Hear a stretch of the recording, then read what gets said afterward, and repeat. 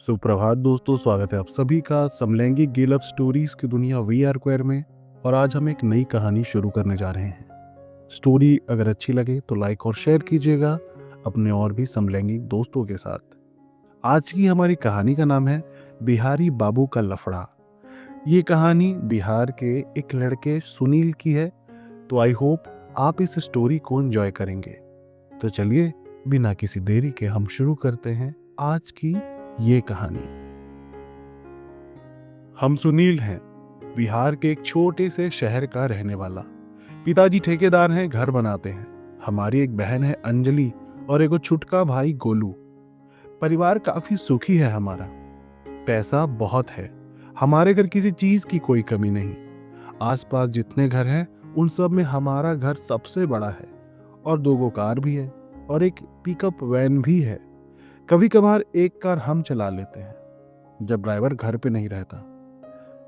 दोनों भाई बहन स्कूल छोड़ने और लाने का काम दोनों को हम ही कर देते हैं। बाकी हमारे पड़ोस में रहने वाला किशन हमारा ड्राइवरी का काम करता है।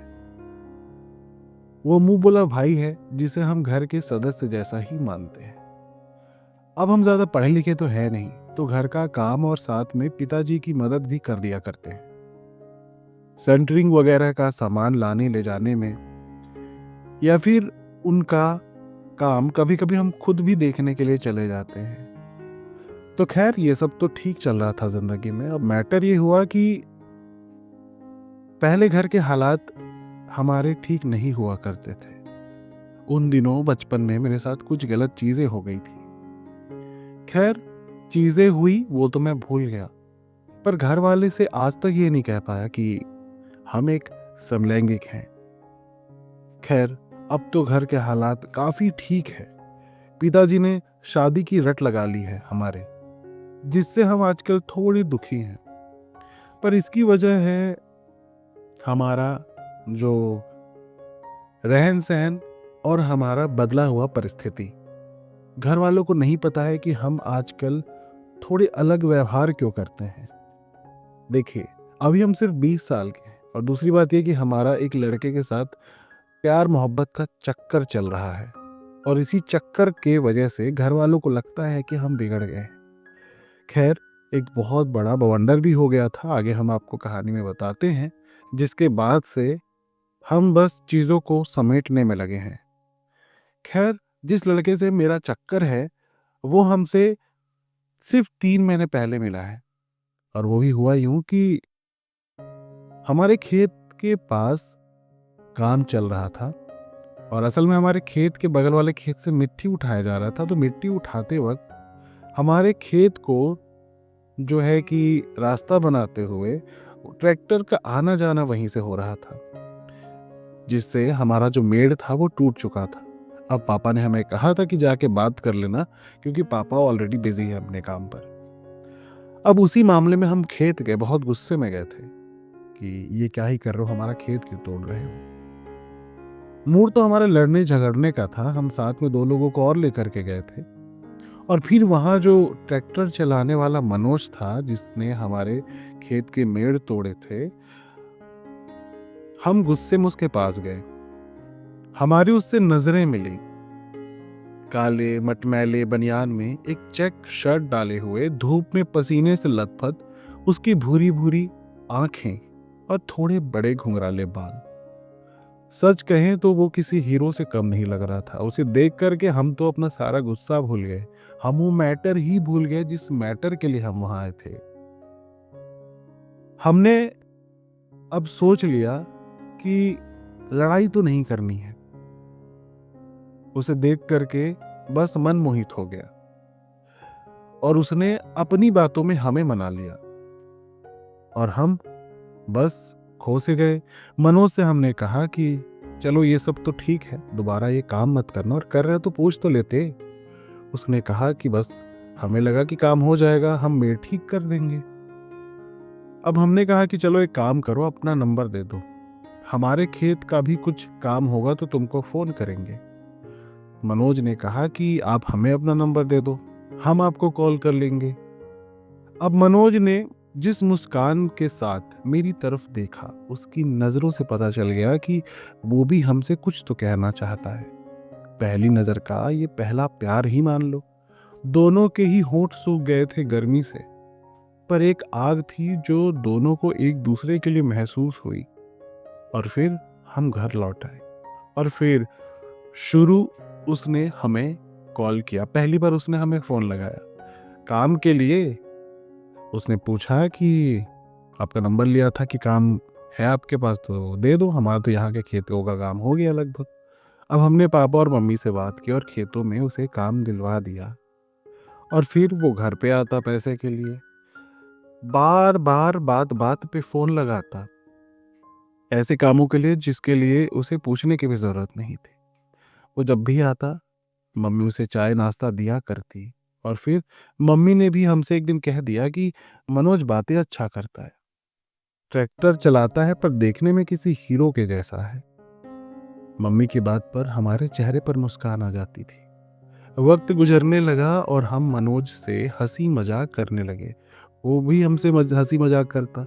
मनोज हमारी तारीफ करता कि आप कितने अच्छे हैं, बहुत गोरे दिखते हैं, बहुत खूबसूरत हैं, इतना पैसा है, बंगला है, गाड़ियां भी हैं, फिर भी कोई घमंड नहीं है आपके अंदर। हम बोले कि सब तो पिताजी की मेहनत का है, हम इसमें काहे घमंड करेंगे। मनोज बोला कि हम होते तो जरूर करते। हमने कहा कि करना है तो प्यार मोहब्बत करो, वो तो करने की चीज भी है, घमंड थोड़ी ना कोई करने की चीज होती है। मनोज बोला कि एगो बात बोले, बुरा तो नहीं मानिएगा। हम बोले बोलिए, नहीं मानेंगे। मनोज बोला कि मन करता है कि आपको हम चूम लें, लड़की होते तो ब्याह लेते आपको और आपके बाबूजी से खूब सारा तिलक दहेज सब लेते। ये सुनकर हमारा चेहरा शर्म से लाल हो गया। और फिर जब मनोज को समझ आने लगा कि हमें उसकी बातें, उसका मजाक करना अच्छा लगता है, वो अब हर रोज छेड़ने लगा। और फिर बातों का सिलसिला यूं ही चलता रहा और एक दिन उसने कहा कि वो अकेले में हमसे मिलना चाहता है। हम बोले कि कभी भी आ जाओ यार घर पे। मनोज बोला कि हमें कुछ चाहिए आपसे। हम सोचे कि दिन रात पैसों की बातें करता रहता है और है भी गरीब परिवार से, तो पैसे की ही मदद चाहिए होगी, बस थोड़ा संकोच कर रहा है। फिर वो शाम को घर आया। हमारी बहन अंजलि और गोलू अपने कमरे में पढ़ाई कर रहे थे और मम्मी पूजा करने बैठी थी और पापा को लेट होने वाला था आने में आज। अब मनोज इत्र लगाकर मस्त नए कपड़ों में आया और बहुत शानदार लग रहा था। मन तो किया कि झपट कर गले से लगा लें उसे, पर बिना इजाजत किसी से प्यार जाहिर कैसे कर सकते थे। हमने मनोज को सीढ़ियों से अपने कमरे में ले जाने का सोचा। धीरे धीरे हम साथ चलते गए। मनोज घर का इंटीरियर देखकर कहता है कि यार क्या मस्त घर है, अंदर से और भी लाजवाब है, काश मेरा भी ऐसा एक घर होता। हमने कहा कि अपना ही घर समझो, अब तो हमारे लिए काम भी करते हो, रोज आना जाना भी है तुम्हारा। वो यहाँ वहां देखता रहा और फिर हमारे बालकनी के पास वाली सीढ़ी देख ली और बोला कि ये तो बहुत बढ़िया है, कोई चाहे तो डायरेक्ट ऊपर तुम्हारे कमरे में आ सकता है। हमने कहा कि हाँ, वो इमरजेंसी के लिए है और जब तक हम न चाहे कोई कैसे ऊपर आएगा, सीढ़ी नीचे भी तो करनी पड़ेगी ना। मनोज हंसने लगा और बोला कि सुनील, कब से एक बात कहना चाहते हैं पर कह नहीं पा रहे हैं। आप हमारे मालिक हैं और हिम्मत नहीं हो रही है। हमने बोला इसमें क्या इतना संकोच, हम आसपास उम्र के ही होंगे और वैसे भी मर्दों को शोभा नहीं देता संकोच करना। तब मनोज बोला कि कह दें तब। हमने कहा कह दो।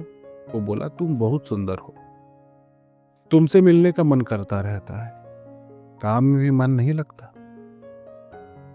तुमसे बात करते रहने का मन करता है। अब उसकी बातें सुनकर हमारी सांसें बढ़ने लगी क्योंकि आसपास कोई था भी नहीं, कमरे में हम दोनों अकेले थे और वो बोलते बोलते हमारे बिल्कुल नजदीक आ गया। और फिर क्या, उस रात हमने सोचा भी नहीं था कि ऐसा कुछ हो जाएगा। मनोज ने हमें बाहों में भर लिया और हम दोनों बहक गए। हमने उसे रोका भी नहीं कुछ भी करने से और सब कुछ हो गया, सब कुछ। और जब सब कुछ हो गया, हम दोनों की सांसें तेज थी, पर एक सुकून था, एक प्यार था। सामान यहाँ वहां बिखर गया था, कमरा अस्त व्यस्त हो चुका था और हमें होश तक नहीं था। और सच कहें तो ये हमारा पहला प्यार था। इसके पहले मुझे लड़के तो पसंद थे, पर हम समलैंगिकता शब्द नहीं जानते थे। हमें लगता था कि ये सब गलत है, पर मनोज ने जब खुद से आगे कदम बढ़ाया तो बस हमने उस पल को जिया।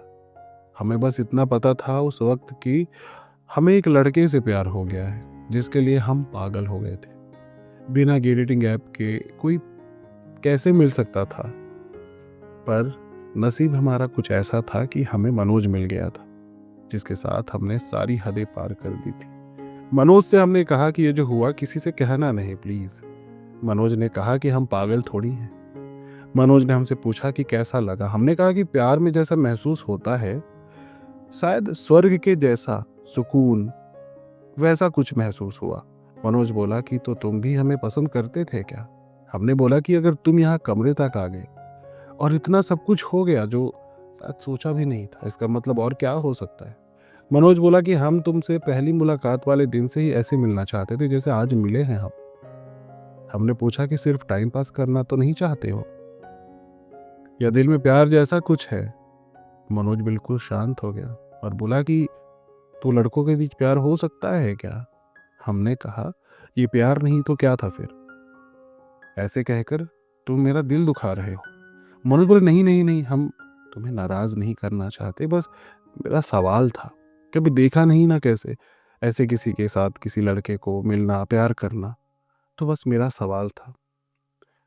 हमने कहा कि देखो ये भी मेरा पहली बार है, जो हो रहा है बस सुकून भरा है। क्या तुम्हें नहीं लगा कि जो हुआ वो सुकून भरा था, या फिर तुम्हें आनंद नहीं आया? मनोज ने बोला कि बहुत आया, मैं बता नहीं सकता। तुम्हारे लिए इतना आकर्षण है शायद किसी और के लिए नहीं हो सकता। मैंने कहा कि सच कह रहे हो। मनोज ने कहा कि सच ही तो है। मनोज बोला कि इसके बारे में कभी सोचा नहीं मैंने कि प्यार हो सकता है, इसलिए सवाल कर दिया बस। अब प्यार है या जो भी है, लेकिन बहुत ज्यादा है। उसकी बातों से हम मुस्कुरा दिए और उसकी बातों में खो गए। तभी न जाने कब से मम्मी आवाज दे रही थी। मम्मी आवाज देते देते हमारे कमरे के पास आ गई। मनोज और मैं दोनों डर गए। जल्दी जल्दी हमने कपड़े ठीक किए, जो कि आधे कपड़े थे आधे नहीं थे, तो हमने वो सारे ठीक किए। और थोड़ी साफ सफाई करने के लिए जैसे ही हम उठे, क्योंकि सारा सामान बिखर गया था, तब तक मम्मी दरवाजे पर आ गई थी और हमारे पास बिल्कुल समय नहीं था कि हम चीजें ठीक कर पाए। और घबराहट ज्यादा बढ़ गई कि अब क्या होगा। और फिर जो हुआ हम आपको बताएंगे, पर नेक्स्ट एपिसोड में। स्टोरी कैसी लग रही प्लीज नीचे कमेंट सेक्शन में बताइए। अपने दोस्तों का शेयर करिए अगर आपको ये कहानी अच्छी लग रही है। आज के लिए तो बस इतना ही। Love is love. नीले का ढेर सारा प्यार। Thank you.